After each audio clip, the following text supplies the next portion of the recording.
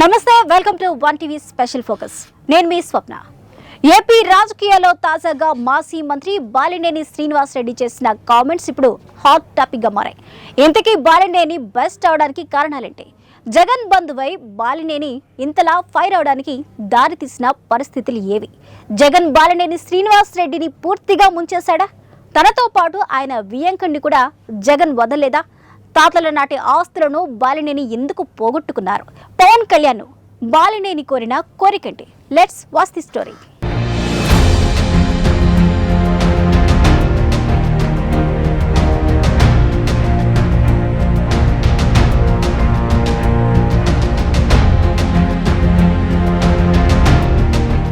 ప్రకాశం జిల్లా రాజకీయాల్లో ఒకప్పుడు చక్రం తిప్పారు బాలినేని శ్రీనివాసరెడ్డి.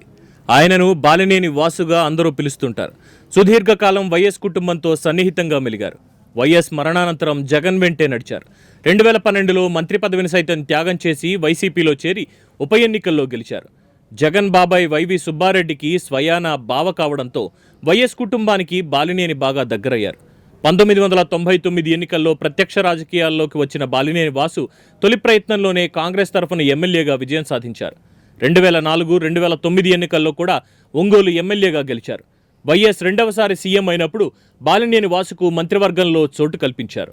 వైఎస్ మరణానంతరం జగన్ వెంట నడవడానికి మంత్రి పదవికి సైతం రాజీనామా చేశారు.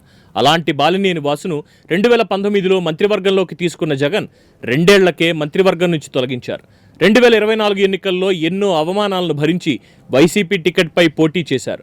అప్పట్లోనే జనసేనలో చేరతారని భావించినా అది జరగలేదు. 2024 ఎన్నికల తర్వాత బాలినేని వాసు వైసీపీకి రాజీనామా చేసి జనసేనలో చేరిన సంగతి తెలిసిందే.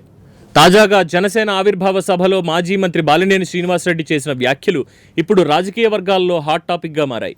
సుదీర్ఘకాలం వైఎస్ కుటుంబంతో సన్నిహిత సంబంధాలు కలిగి ఉన్న బాలినేని శ్రీనివాసరెడ్డి ఒక్కసారిగా బరస్ట్ అయ్యారు.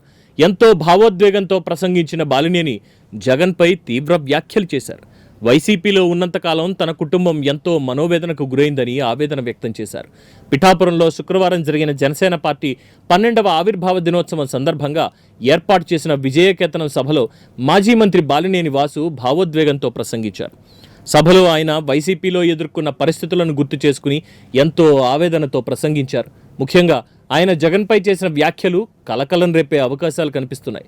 తన ఆస్తులతో పాటు తన వియంకుడి ఆస్తుల్ని జగన్ కాజేశారని బాలినేని వాసు ఆరోపించారు. పైగా తాను చెప్పిన ఈ విషయంపై చాలామంది కౌంటర్లు ఇస్తారని, అయినా సరే తాను దేనికైనా సిద్ధమని బాలినేని స్పష్టం చేశారు. రాజకీయాల్లో తనకు జరిగిన అన్యాయం అంతా ఇంతా కాదు. తాతల నుంచి వచ్చిన ఆస్తులన్నింటినీ పోగొట్టుకున్నానన్నారు. కావాలంటే తనతో పాటు ఎమ్మెల్యేలపై కూడా ప్రభుత్వం విచారణ చేయించాలని కోరడం ఆసక్తికరంగా మారింది.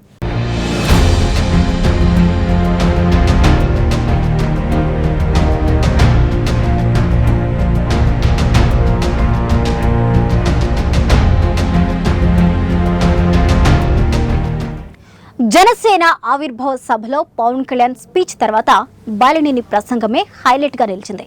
జగన్ పై బాలినేని వాసు ఇంతలా గన్ ఎక్కుపెడతారని ఎవరు ఊహించలేదు. మరోవైపు వైసీపీలో తనకు జరిగిన అన్యాయంపై ముందు బయట పెడతానని చెప్పడం కొసమెరుపని చెప్పొచ్చు. మరోవైపు తాను చెప్పిన విషయాల్లో త్వరలో నిజాలు బయటకు వస్తాయన్నారు. వైసీపీలో ఉన్నప్పుడు తాము ఎదుర్కొన్న పరిస్థితులతో తమ కుటుంబం ఎంత బాధపడిందో తమకు తెలుసన్నారు. తాను వైసీపీలో ఉన్నప్పుడు కూడా పవన్ వైసీపీ నేతలను విమర్శిస్తూ తనను మంచోడన్నారని ఆయన భావోద్వేగానికి గురై మాట్లాడారు. గతంలో పవన్ కళ్యాణ్ వైసీపీలో చాలామంది వెధవలు ఉన్నప్పటికీ బాలినేని వంటి మంచివారు కూడా ఉన్నారని ప్రస్తావించిన సంగతి తెలిసిందే. అదే క్రమంలో మాట్లాడుతూ అప్పుడే తాను జనసేనలోకి రావాల్సిందని, రాకపోవడం తన దురదృష్టమని బాధపడ్డారు. గత ప్రభుత్వంలో స్కీముల పేరుతో స్కాములు చేసి కోట్లు దోచుకున్న వారు దర్జాగా తిరుగుతున్నారని, అటువంటి అవినీతి పరులను గుర్తించి వెంటనే అరెస్టు చేయాలని కోరారు. పిఠాపురం సాక్షిగా అన్ని నిజాలే చెబుతానని, నా మంత్రి పదవిని జగన్ తీసేశారు, నేనేమీ బాధపడలేదన్నారు. చేసిన పాపాలు ఎక్కడికి పోవు అని జగన్మోహన్ రెడ్డి తెలుసుకోవాలన్నారు. జగన్పై విమర్శల బాణం విసిరారు. జనసేనలోకి తాను వస్తానంటే చాలామంది వ్యతిరేకించారని అన్నారు బాలినేని. తాను కూటమిని విడదీసేందుకు వస్తున్నానని కూడా చెప్పారన్నారు. అలాంటివి ఎన్నటికీ చెయ్యబోనని అన్నారు. తాను పవన్తో మాట్లాడినప్పుడు మీతో సినిమా తీయాలని ఉందని మాత్రమే చెప్పినట్లు తెలిపారు. తన ప్రాణం ఉన్నంత వరకు పవన్తోనే ఉంటానని స్పష్టం చేశారు. తనతో సినిమా తీస్తానని పవన్ కూడా మాట ఇచ్చారని తనకి ఆ ఒక్క గుర్తింపు చాలన్నారు. బాలినేని వాసు ఇంతగా ఆవేదన చెందడానికి కారణం జగన్ ఆయన్ని 2 ఏళ్లకే మంత్రి పదవి నుంచి తొలగించడంతో పాటు తనను వ్యతిరేకించే ఆదిమూలం సురేష్ను మంత్రివర్గంలో కొనసాగించడం కూడా కారణమని తెలుస్తోంది. మరోవైపు ఒంగోలులో జరిగిన భూముల అక్రమ రిజిస్ట్రేషన్ వ్యవహారంలో తనను దోషిగా నిలిపే ప్రయత్నం వైసీపీ చేసిందని బాలినేని వాసు బలంగా నమ్ముతున్నారు. చివరికి స్వయానా దగ్గర బంధువైన వైవి సుబ్బారెడ్డి సైతం బాలినేని వాసుకు సహకారం అందించలేదని అప్పట్లో టాక్ వచ్చింది.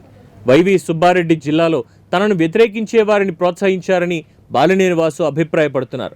ఇదిలా ఉంటే పుండు మీద కారం జల్లినట్లు లోక్సభ ఎన్నికల్లో ఒంగోలు టికెట్ తాను సూచించిన వ్యక్తికి కాకుండా చిత్తూరు జిల్లాకు చెందిన చెవిరెడ్డి భాస్కర్ రెడ్డికి ఇవ్వడంపై కూడా బాలినేని వాసు అసంతృప్తితో ఉన్నారు.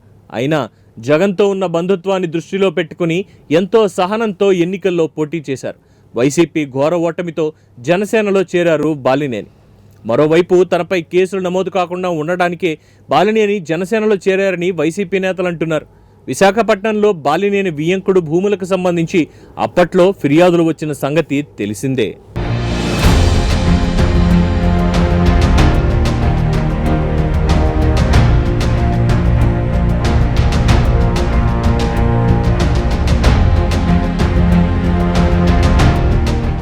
బాలినేని వ్యాఖ్యలపై వైసీపీ నేతలు ఘాటుగానే స్పందించారు. ఈ క్రమంలో భవిష్యత్తులో ఇంకా బాలినేని పేల్చే బాంబులు ఎలా ఉంటాయో అనేది ఆసక్తిగా మారుతుంది. చూడాలి మరి జగన్ పై బాలినేని ఇంకా ఏం చెప్పబోతున్నారు. ఇది వాళ్ళ special focus. Keep watching 1 TV.